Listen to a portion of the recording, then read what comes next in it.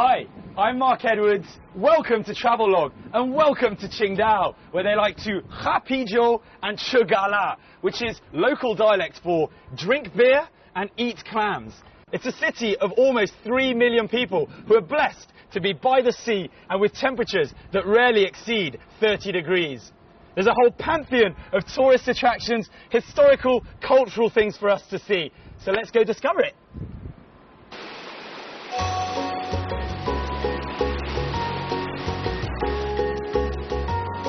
Well, it's a lovely Sunday morning and the perfect time to go and check out morning services at the Protestant church in Qingdao.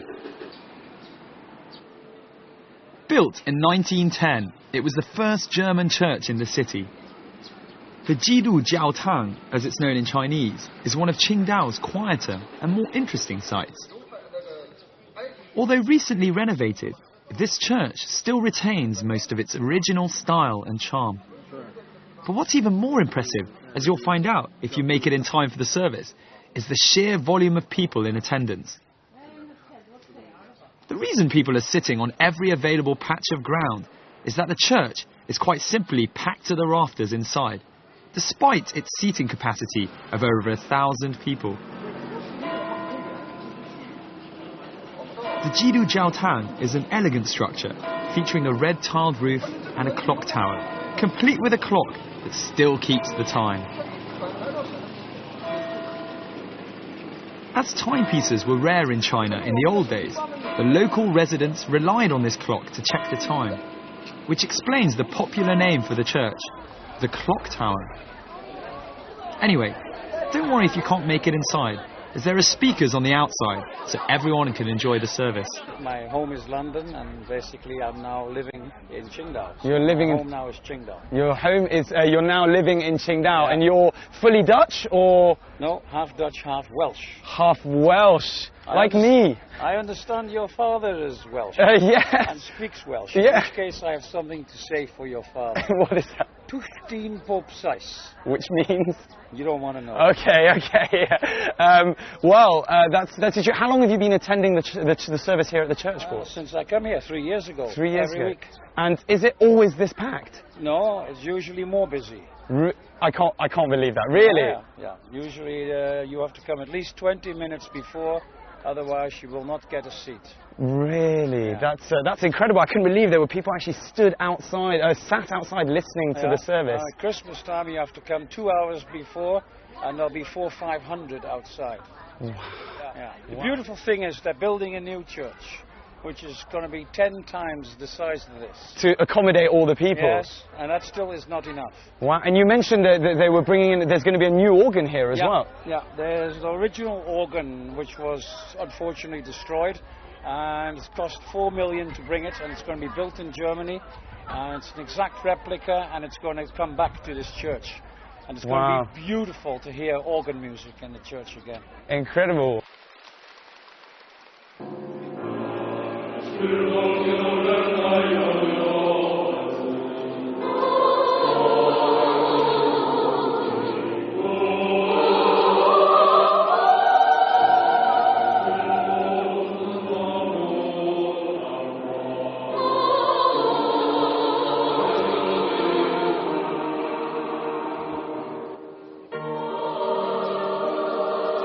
The church not only welcomes tourists, but it's also available for weddings. It's even got a choir to add some harmony to your favourite hymns. In Chinese, of course. We were lucky enough to witness a wedding at the church. These days in China, many of the wedding rituals resemble those in the West. There are similarities with the ceremony and the clothing worn, although a fireworks finale remains an important element of most Chinese weddings.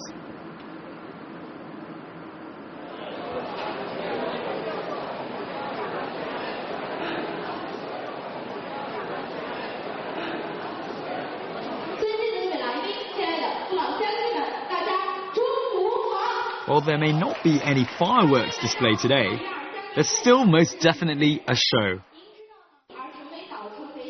On the old Pichai Yuan, you'll be able to come for a cup of tea, some nibbles or a full-on meal, whilst the performance takes place in front of you.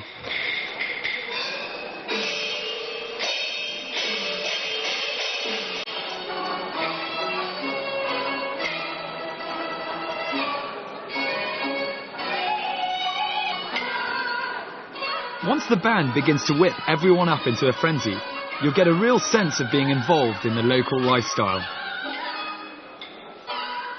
These shows take place throughout the weekend, giving you that authentic taste of Chinese opera.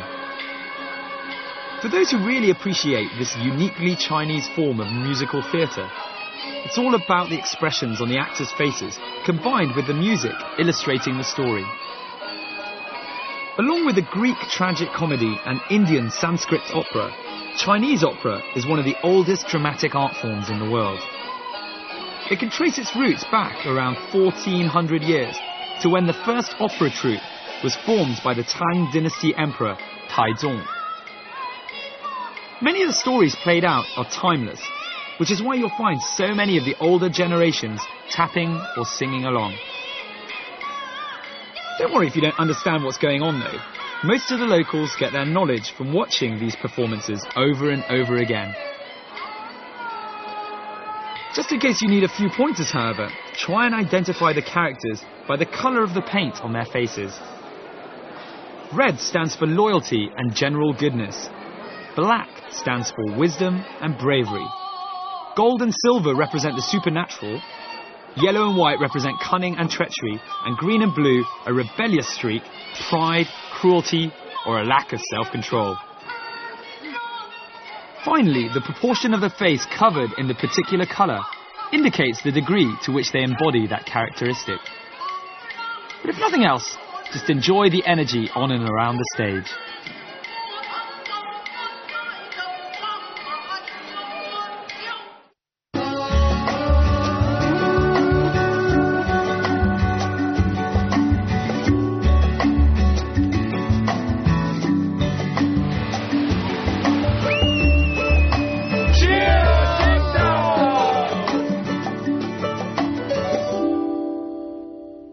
On this episode of Travelogue, we're heading out to the beach, and in particular to Qingdao's beautiful coast. We'll be enjoying the fantastic architecture that the city has to offer at St. Michael's Cathedral, as well as diving right into some aquatic fun at the Qingdao Underwater World. We'll be witnessing a white wedding at the city's Protestant church before packing our suntan lotion and making our way to QINGDAO for some sea, surf and sand shenanigans. So get your sunglasses ready and enjoy Qingdao. You're still in the Peach, are you, Ed? But it's time to explore the streets. So as you can see, this is the old street in Qingdao, filled with small stalls and restaurants, full of snacks and things to eat. Rather peckish at the moment. And it's really, obviously, I'm not sure it can translate across in the camera, but the smells coming out are delicious. And you go past a different restaurant and there seems to be a different smell coming from each one. Really fragrant. In all honesty, that's made me absolutely starving. I'm just smelling all of that stuff. I think we want to go and grab some food pretty soon. Oh, here. This is quite interesting. This essentially is the name of all the restaurants on the street, and the government will put in whether they find the restaurant great or just satisfactory. Good thing there doesn't seem to be any unhappy faces, so I'm pretty sure it's just great food, good food and great food as well. Back in Roman times, there was a famous saying that all roads lead to Rome. Well, you wouldn't be far wrong if you changed the moniker in China to all roads lead to food.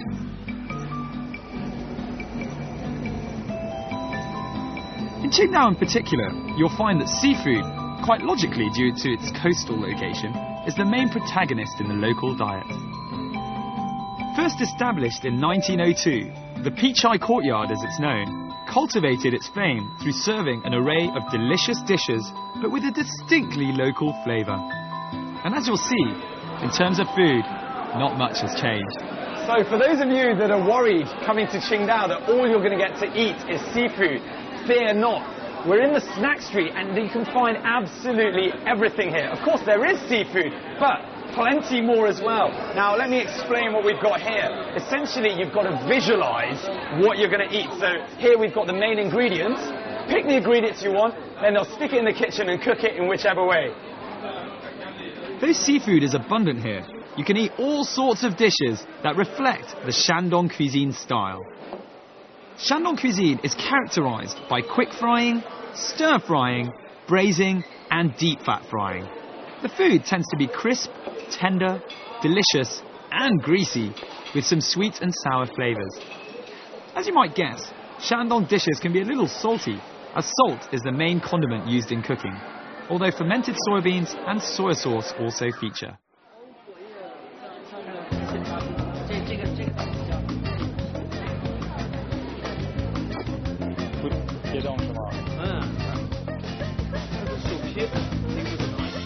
Though it primarily attracts tourists and locals with its mouth-watering food, it has also developed into an entertainment area. These days, you can find more than 60 shops, hotels, stalls and restaurants here, as well as the street performers.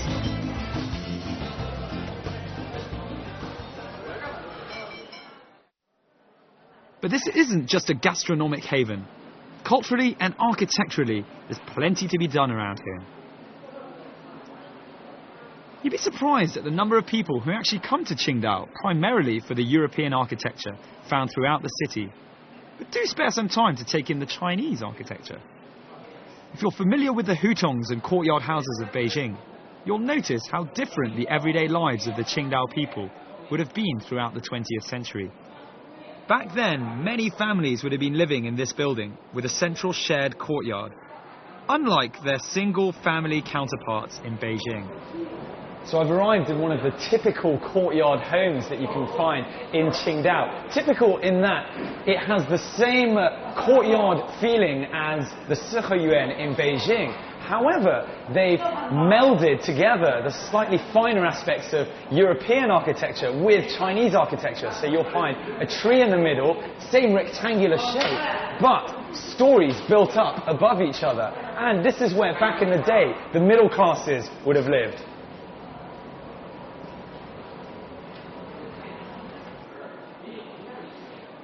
If you try and do Qingdao architecture in a day, you'll find that your head will in all likelihood be in a spin by the end.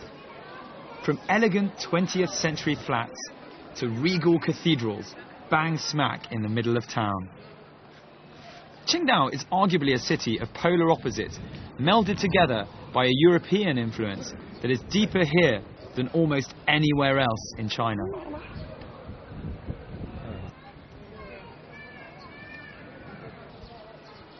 So, we've taken a rather elongated detour and headed to a tiny little village in Bavaria, in Germany. Or at least, that's what it would seem like. We've got all the cobblestones behind, we've got the architecture which can resemble any European village, and St. Michael's Catholic Church behind me, which was built in 1934. We are, of course, still in Qingdao, in the old German part of town, but church is fantastic, and if you look up, the two spires can be seen from all over the city.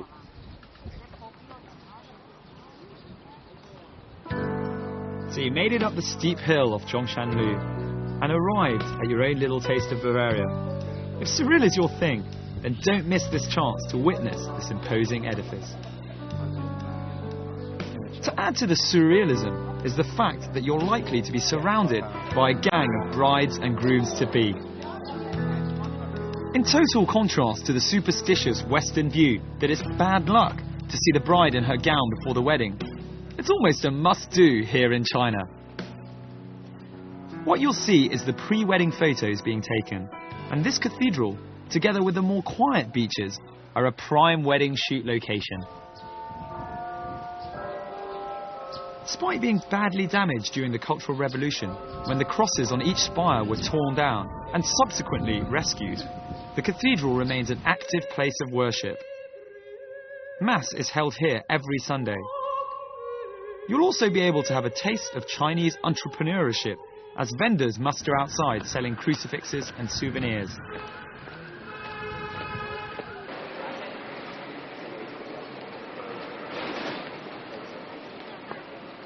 The weather in Qingdao is particularly pleasant for much of the year, thanks to the influence of its coastal setting next to the Yellow Sea.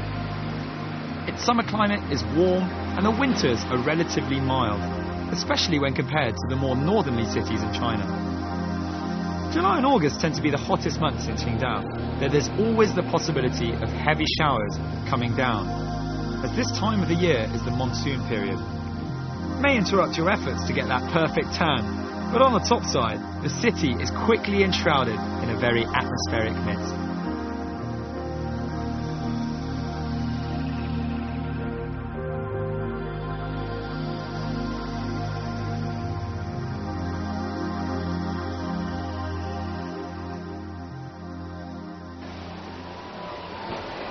Hi, welcome to Qingdao's very own underwater world, home to a whole host of fascinating sea creatures hailing from such exotic locations as Australia, Singapore and even South America, also just plucked from outside on the shores. However, the one thing I'm really looking forward to is a shark, which I've been told is worth over 500,000 RMB. Is Jaws coming out of retirement?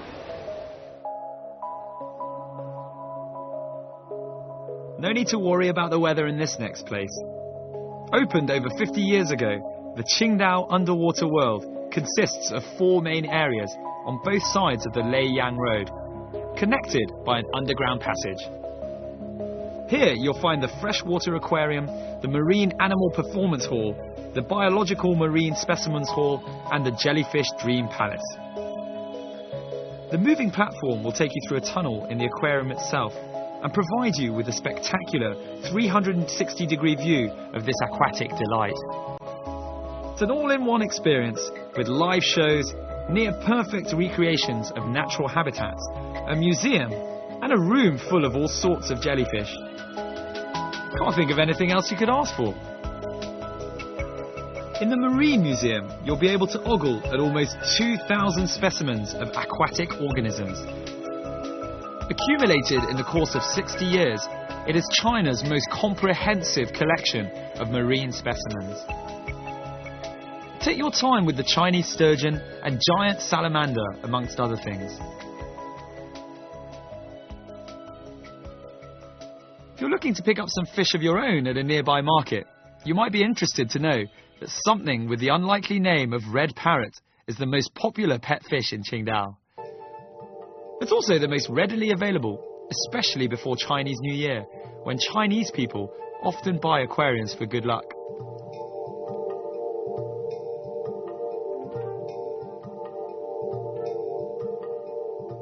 The rare, bright and colourful angel-like fish quite rightly has a nice seating area by it, so that you can sit there transfixed by their movements.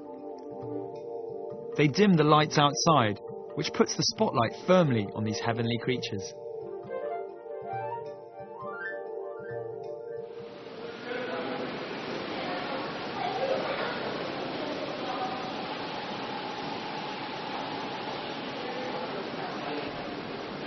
So the underwater world was opened in 2003, and at the time, this was the largest tower of its kind in the whole world.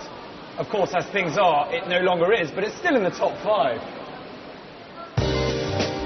When I say of its kind, I mean it's the world's largest single acrylic cylinder show tower. And just so we're not accused of withholding any more vital information, if you're a keen diver or simply want to give it a go, then Qingdao Underwater World is as good as any place to start. They'll give you a quick crash course in breathing techniques, and before you know it, you'll be wetsuited up, diving in and swimming amongst the sharks. But don't worry if you're a beginner or simply can't stop playing that song from Jaws in your head. A dedicated professional would accompany you the whole way if you need it.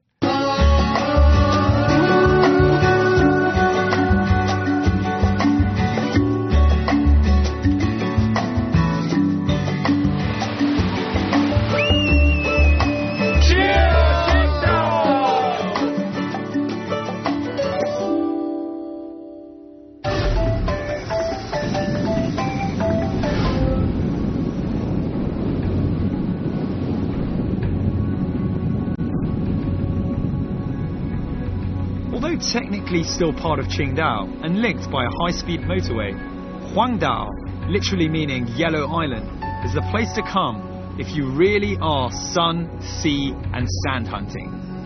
It's much cleaner than Qingdao's beaches, thanks to constant supervision and a dedicated team, and also much quieter. This might be explained by its distance from Qingdao city centre. But the QINGDAO Peninsula is counted as a district of Qingdao and makes up part of the QINGDAO Economic and Technological Development Zone, which focuses on 4 key industries, namely high-tech, petrochemicals, processing and manufacturing, and services. Qingdao behind us, and we're on our way to QINGDAO, which is the yellow island. It takes about 40 minutes. We've taken the slower boat. We're in no rush, really. And there's the quicker boat over there. 20 minutes it will take. So have a quick look. There one.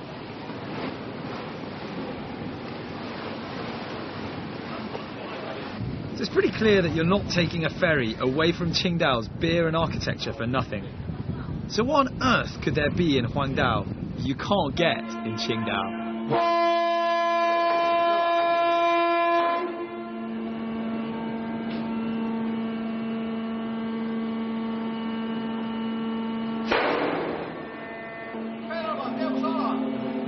The answer to that question is pretty simple. A higher quality of beach and a more developed tourism-centric approach to beaches.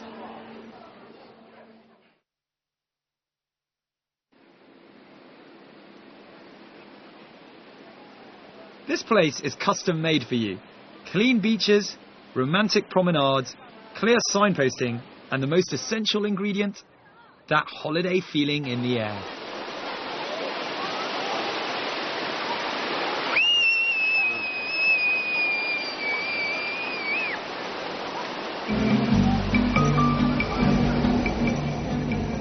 Being QINGDAO's largest beach, the Golden Sand Beach offers travellers and beachcomers a golden sandy playground as far as the eye can see. Whatever your activity of choice by the sea, this is the perfect place. Tents and tables are available for rent by the hour, and there are dozens of kiosks with food, drinks, beach gear and souvenirs lining the seashore. I definitely recommend taking a day out of your busy schedule to visit QINGDAO and its clean, quiet beaches. On days like this, it's a perfect idea to come to QINGDAO. It's very famous for its beach, but in particular for the sand on the beach, which is very, very thin and gold-coloured. In my experience, it's quite rare to find a quiet beach whose quality of sand is so high. But even if this isn't up to scratch for you, then you should head to the Silver Beach. It's located on the southern part of QINGDAO's rustic coastline, just a few kilometres south of the Golden Sand Beach. There you'll discover a stretch of undeveloped sand offering a getaway from the crowds, where you can while away the afternoon with friends or family. Alright, let's go motorboating.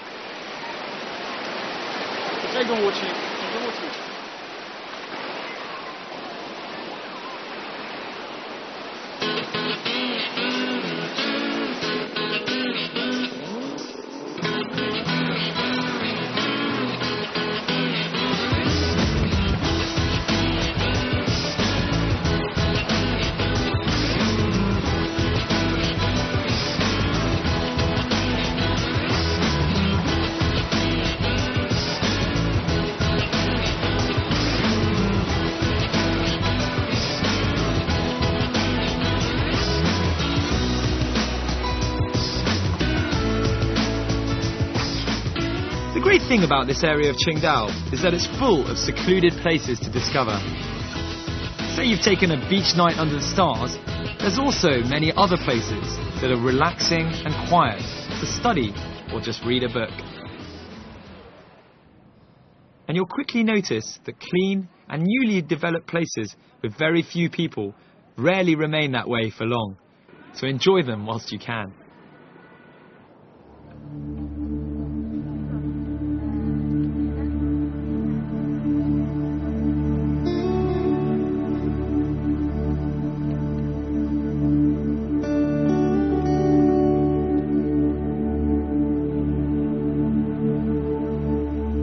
The sun is setting and the end of our trip is approaching.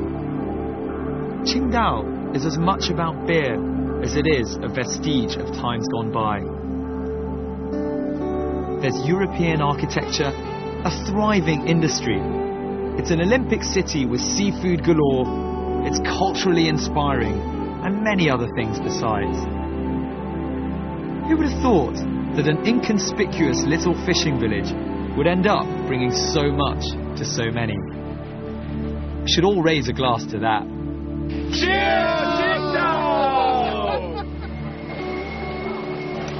So airports can be the happiest and sometimes the saddest places, I find. Unfortunately for us, it's the latter, because that's all the time we've got left for today. I hope you've enjoyed our trip around QINGDAO, discovering its history, its culture and its fun side. I'm Mark Edwards, and I'll catch you very soon on another episode of Travelogue.